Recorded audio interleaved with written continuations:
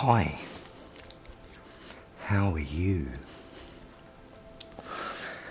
I've been doing some writing over the last 5 days, so I thought I would share some of that.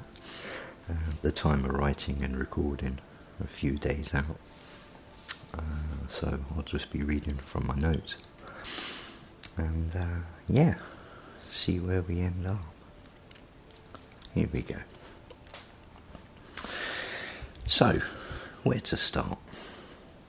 Just to vomit everything out into the universe is unfair to the listener and counterproductive. So let's lay some foundations.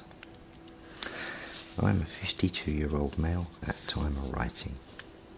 It is 9:59 a.m, Thursday the 11th of August, 2022. I've bought this new pad to share my story, and I'm sitting on a bench under the shade of a beautiful tree in the grounds of Hertford Castle. It is a bright, beautiful and cloudless summer's day. There are more ducks than people here, and that suits me fine. Especially as the ducklings are out in force. Little bundles of fluff that are learning their way in their world. The river is placid as ever and is surrounded by an abundance of life, every part of which is on its own journey, myself included. If I successfully complete this process, then it will mark the end of a very long journey, one that was 4.5 decades in the making. For much of that time, I have known I have had some issues, all of which can directly be traced to the reason for this script. It has taken many years of high-quality therapy to get to this place, and to all the people that made this possible, I say thank you. All of my engagements with counsellors over this time have been stepping stones to knowing what I now see clearly. Sure, each process had its own horrors to contend with, but they all have roots in my much younger life. My hope is that by sharing this stuff with the universe, I might finally gain a healing, break a spell, or both. To the people who have helped me along the way, I commend everyone into the hands of my loving God. I am the youngest of 4 children. I am James. I was born in March 1970. Above me is my sister Amelia, who is 6 years older. Above her was Alexander, who was also 6 years older than her. And finally Stuart, who is again 6 years older than him. My parents were William and Muriel. When I was born, my father was a development engineer in the plastics industry. He was designing extruder screws that would facilitate the efficient dispersal of concentrated colour master batches through much higher volumes of naturally coloured plastic materials.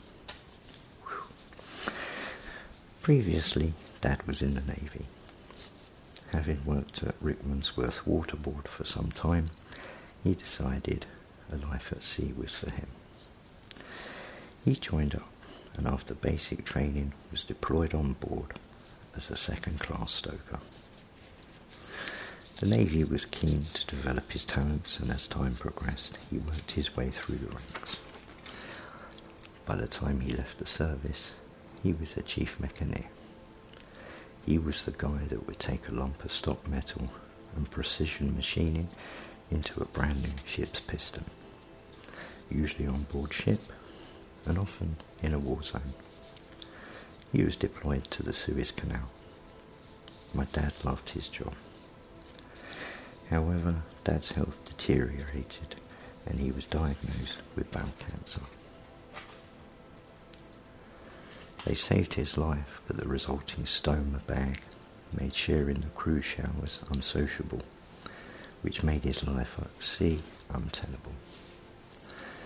The Navy was more than fair and transitioned him to a teaching position on land, but his heart was on the sea. So with his experience and some great references, he found a job with ICI Plastics Division, which was based in my hometown of Welwyn Garden City. At the same time, Mum, who had 3 children, suffered a mental breakdown. Apparently, she woke up one morning unable to move a muscle and was carted off to hospital for some good old 1970s mental health treatment, which included pills and bed rest. The 2 older boys stayed at home whilst my sister was put in foster care. This had a profound effect on her. Thankfully, her caregivers were good people and did a great job of meeting her needs. As a boy, I would often hear that Mum only wanted the first child. Apparently, there were some issues surrounding conception, and on investigation it was found that my mum's uterus was overly acidic. Once the acid was drained, she fell quickly. This was 1952. Apparently, the other 3 children were failures in the contraceptive process, and this again was freely shared. Not that my mum was a bad person, quite the opposite. But with the mental health breakdown in addition to things that I have yet to share, it made for a very difficult family situation. Not one that is conducive to a loving family environment, nor a nurturing upbringing. In fact, from my earliest days, I remember clearly asking my mum if she was really my nan. I didn't feel like that there was a connection, or that I was worthy of anything. It didn't help that my mum presented as old. She had silver hair all the time, I remember her. There is a photo of Mum and I as a baby. She had jet black hair and was shapely. She also had a smile. Time would soon change that. Up to 1975, not much happened. I was down the QE2 hospital a lot as a child. I used to suffer with heat convulsions and would require stripping off and have fans played on me to cool me down. Then there was the usual cuts and bruises. This was before childproof caps, and of a distinct memory of glugging on a bottle of bleach. Something tells me I wasn't watched over too closely. Apart from an incident where a couple of older kids took me on a bike ride just to dump me in a country lane far from home, with tears streaming down my face, all was pretty much uneventful until 1975. In this year, we moved house from one end of town to the other. The oldest child, Stuart, got married to Sarah, and Alexander, the second son, was killed. He had followed in Dad's footsteps and joined the armed forces. After basic training, he went on to specialist training as a helicopter engineer/mechanic based in Yeovil. After a hard week, the lads would go into town for a few drinks to unwind. On the walk home, which was mostly country lanes, a taxi came round the corner and killed Alex. He was a much-loved son, brother, fiancé, and a friend. This loss had devastating effects on all concerned.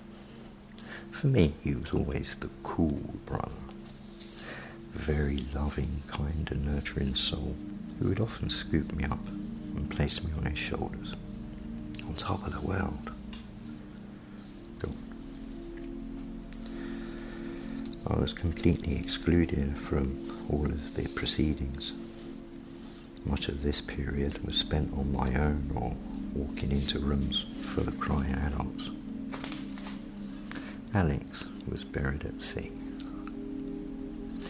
Meanwhile, I was stuck in a smelly house with a fat lady looking out the hallway window towards the Ludwig Arms pub, waiting.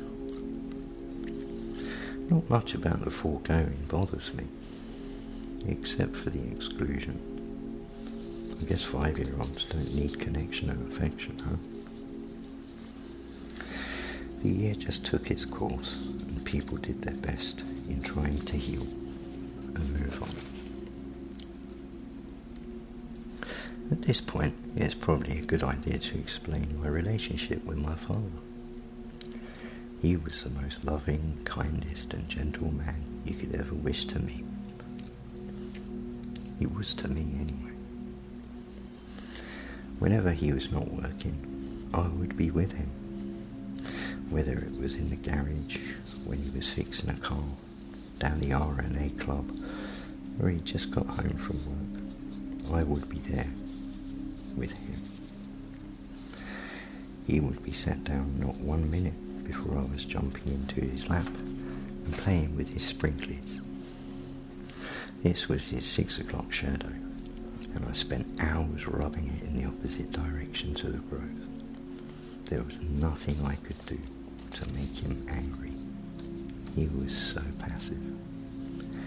He never snapped, he never chided, only always gentle guidance. He was always the most loving, kind and gracious man who was able to communicate that to me. In his presence, I felt loved, nurtured and cherished. A very great man. As my life has progressed, it has become clear that my horrific memories are contained within a very short time span. I could never see the timeline clearly, or that all these things were very much connected.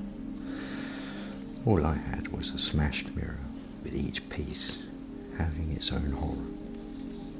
A bit like General Zod in the Superman movie. As I finished counselling in January 2022, I knew I had all the pieces. I just had to shuffle them together and frame them into a timeline.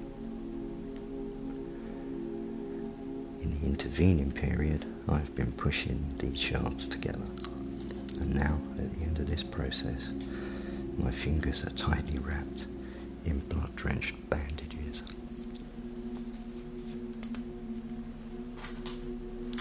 (1975) April. Alex dies. Everybody dies. Alex was a handsome young man. He left behind a broken family and a fiancée, Louise. Nobody was the same after this event. Nobody. Mum's mental health went through the floor. There was tension between Stuart and my father. Amelia did what Amelia always does. Embraces the situation and just power drives through the darkness with love, grace and hard work. As for myself, I was shielded from much of it. That was to be a permanent feature. I had a great and loving relationship with Alex. He always used his strength for the power of good. He would throw me about. He would tickle me. And I spent many hours upon his shoulders. As a family, we would often go to Stanborough Lakes, and I would be carried by him. It was usually for firework displays or fun fairs, or even testing out new models on the boating lake. There was plenty of loving contact, and I miss that very much. Also, everyone was very sad after he faded out. We moved house, and Stuart married Sarah. The rest of the time is pretty much a blur until April 1976. Tony was born to Stuart and Sarah, a healthy and beautiful baby girl. This was a ray of sunshine in a very dark world. Just short of 2 months later, baby came to meet Nan and Grandad for the first time. This would be mid to late June. Both mother and child were beautifully dressed for the bright and warm summer's day. Stuart was horrifically drunk and belligerent. Stuart had issues. Whenever he drank dark spirits, he would turn into a nasty, violent monster. Nobody was off limits, and I was on the receiving end of a good pasting on many occasions, in addition to other types of abuse. What happens next on this day is surreal. I am standing in the doorway facing into the living room. Directly in front of me is a landline telephone table and puffy combo. To my right of that is the gas fire. Then a chair next to that where my dad is sitting. Stuart was standing in front of the gas fire while Sarah was breastfeeding Tony on the telephone seat. Mum was sat on the couch obscured by the door, and I was standing next to him. Mum was sat on the couch obscured by the door that I was standing next to. We used to have specialist furniture for telephones back in the day. Within an incredibly short amount of time, Stuart launched a verbal assault on my dad. This quickly escalated into a physical assault. All the while my dad was sitting down. Not happy with raining blows down upon my father, the peaceful and gentle giant, he then proceeds to pick up the telephone and wraps the cord around my father's neck, strangling him. The struggle seemed to last for an eternity. Sarah couldn't do anything. She had baby. Mum tried to intervene, and after some time, Stuart released his grip on the telephone cable. Mum immediately went to pacify the devil, as was her custom. Dad rose up from the floor from where he was dragged to. He was clutching his neck and his belly. His face was red, and he was racked with sorrow and shock. I made way. He made his way to the upstairs bathroom via the stairs that were behind me to the right. In front of me was just chaos. I didn't understand what just happened, or how it happened. I was very confused. As time passed, I became acutely aware that no mind was being paid to my father. So I picked my moment and gingerly climbed the stairs. There is a narrow hallway at the top, and diagonally opposite, to the right, was the bathroom. It always smelled of Brill cream and Gillette shaving foam. This day, it would smell very different. I opened the door and gently slid through a gap.